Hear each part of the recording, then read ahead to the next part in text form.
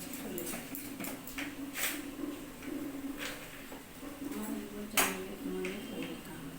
তোমরা ভালো থেকো, সুস্থ থেকো, সাবধানে থেকো, সবাইকে সাবধানে যারা আমার দূরের বন্ধু তাদের জন্য উড়ন্ত ভালোবাসা, কাছের বন্ধু তাদের জড়িয়ে ভালোবাসা।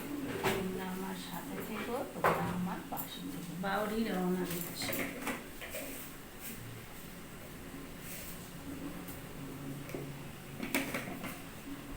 তাই জন্যে সকাল সকাল উঠে পড়েছি, ড্রেস করে ফেলেছি।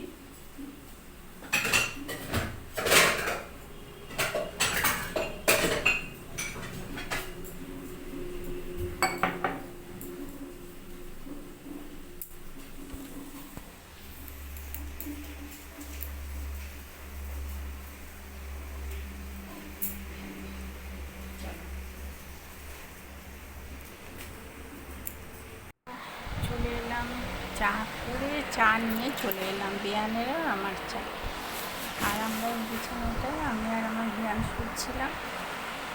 এটা হচ্ছে ফ্লোর সোফা, জানো তো, মানে সোফাটাকে ফ্লোরে পাতা যায়। তো যাই হোক, আর এই যে সব গুছিয়ে রেখেছি, বাঁ দিকে ওগুলো অ্যাভয়েড কর।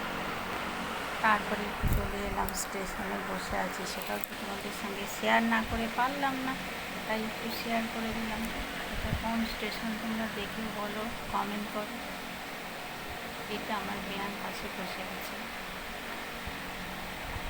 এখন স্টেশনটা খুব ফাঁকা, জানো তো, মনের আনন্দে আমরা যাচ্ছি। আর কি ঠান্ডা, কিন্তু যেই না 9টা বেজেছে, ব্যাস ঘুম বেড়েছে কত।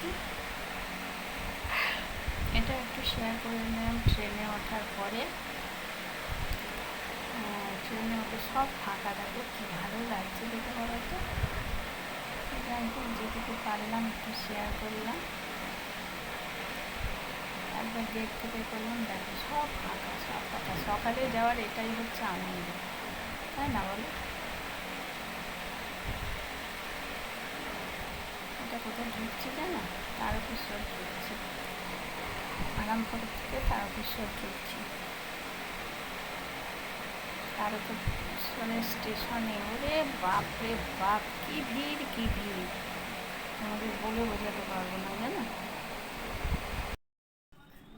হ্যালো বন্ধুরা,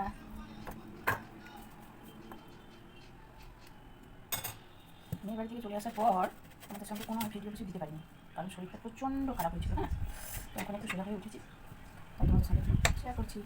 এখন আমি খাবো আমার কটার জন্য রুটি, আর আমার ভাত আছে, খাবো। আর খাওয়া দিচ্ছে, ঝড় উঠেছে, আমাদের ওখানে উঠেছে না বলো। তরমুজ খেতে ভীষণ ভালোবাসি।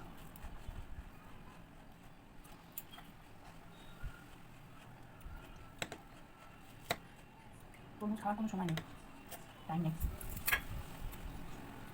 আমি এমন একটা পাগল মানুষ, আমি চলো রুটি করে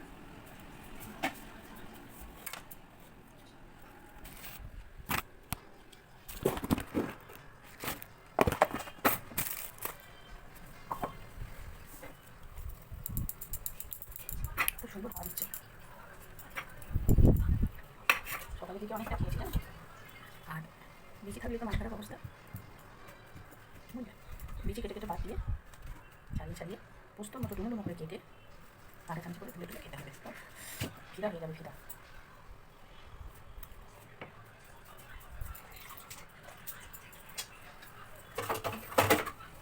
গরম সহ্য করতে পারি না, খাওয়া দিতে ঠান্ডা করছে সেটাও পাচ্ছি না। রুটি করে নিয়ে ফিরছি। দেখো বন্ধুরা, তরমুজ খেয়ে চলে এলাম রাত্রে রুটি করতে। রুটি তেমন কিছু না, ছোট্ট ছোট্ট 3টে রুটি হবে, কারণ আমার কর্তা খাবে। আর উনি বলেছেন আমার জন্য কিছু করতে হবে না, তাও করলাম। জানো তো, আমি একটু ডাল সিদ্ধ নেব, ভাত খাবো বলে। শরীরটা ভালো নেই, কিছু খেতে ভালো লাগছে না, গরম লেগে গেছে মনে হয়, জানো তো। তো যাই হোক, পটিও হয়েছে প্রায় 5-6 বার। তো এই যে নীল ষষ্ঠী ছিল না, সেদিনকেই হয়েছে। 3টে রুটি করবো, আর রুটি বললাম তোমাদের একটু পেটটা গরম হয়েছে, তাই জন্য একটু ডাল সিদ্ধ করেছি, আর আমার একটু আলু ভাতে আছে, ব্যাস ওটা দিয়ে হয়ে যাবে। আর আমি রুটি তো খেতে চাই না, শীত করলে রুটি খেতে ভালো লাগে, তাও কিন্তু গরম করলে আর রুটিটা, আর তাছাড়া আমাকে অনেক বুঝে বুঝে চলতে হয়, জানো তো। আমি যদি মনে করো সন্ধ্যাবেলা একটু টিফিন করি, মুড়ি চানাচুর হ্যান ত্যান, তাহলে আর রাত্রে কিছু খাওয়া যাবে না, অল্প একটুখানি খাই, জানো তো। যাই হোক রাত্রে রুটি করে নিয়ে সেটা তোমাদের সঙ্গে শেয়ার করলাম। আর এটা কী বলো তো, আমার ছেলে মনে হচ্ছে আমের আচার করেছে, খেতেও ভয় লাগছে যেহেতু শরীরটা ভালো না। যাই হোক দেখলাম ফ্রিজে ঢুকিয়ে রাখবো। আর প্রেশারে একটু ডাল সেদ্ধ বসাচ্ছি, সেটা তোমাদের সঙ্গে শেয়ার করলাম। তো যদি ভালো লেগে থাকে লাইক শেয়ার কমেন্ট করো, বন্ধুদের মাঝে ছড়িয়ে দিয়ে বেল আইকনটা টং করে টিপে দিয়ে পরের ভিডিও পাওয়ার জন্য।